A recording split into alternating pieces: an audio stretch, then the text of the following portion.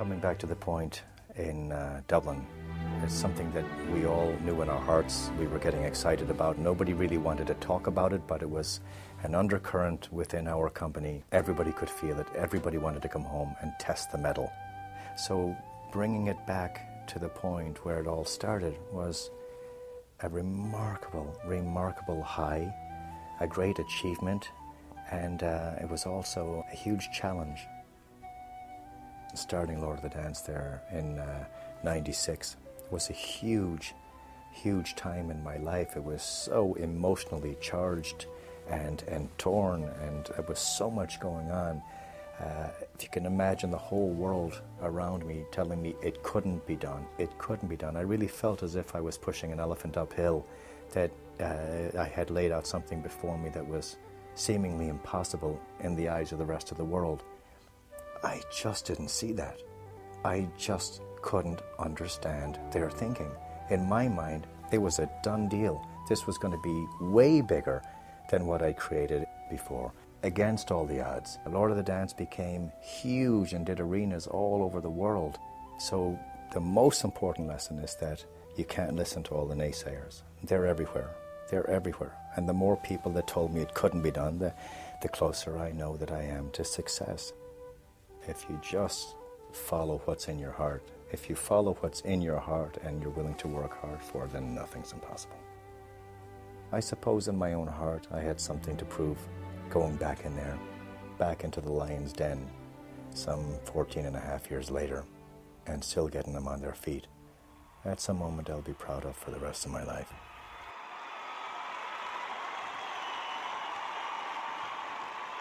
The new Lord of the Dance shows some of the bigger tours that we've been on. I've had 12 semi-trucks, 5 buses, and the Gulfstream.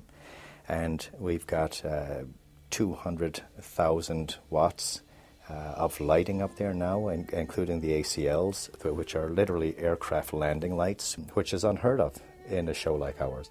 But we've got, you know, an art form that's ancient, that's brought up to date and into the future with really rock and roll lighting and sound. The greatest costumes and theatrical movements, the stage, the sound effects, the special effects that we put in there, all this brings it to a whole new dimension. It travels like a rock and roll show, in 8 hours, out in 4 hours. It has to. We've got to be gone to the next city because our venues are 12 to 18,000 people. So we go into each city, we do one night, and we're gone. The next morning we're in a new city, and we have to do it all over again. Every last dollar that comes on that show is spent on that stage for the audience to see. It's not wasted on nonsense.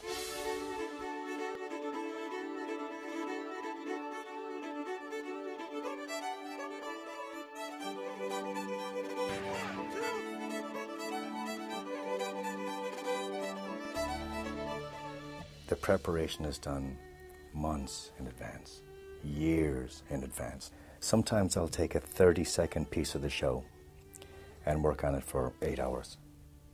I've got sometimes 50 dancers on stage, all dancing as fast as they possibly can, hitting the stage several times a second at exactly the same time. That's not something you can prepare for on the day or the week before or even the month before. It takes months of rehearsal. I think that's one of the things that makes our show so special, is that it's unique. There is no other show in the world like that.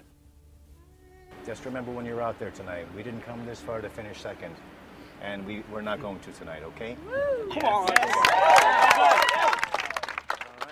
There can't be a great army without a great general, and there can't be a great general without a great army.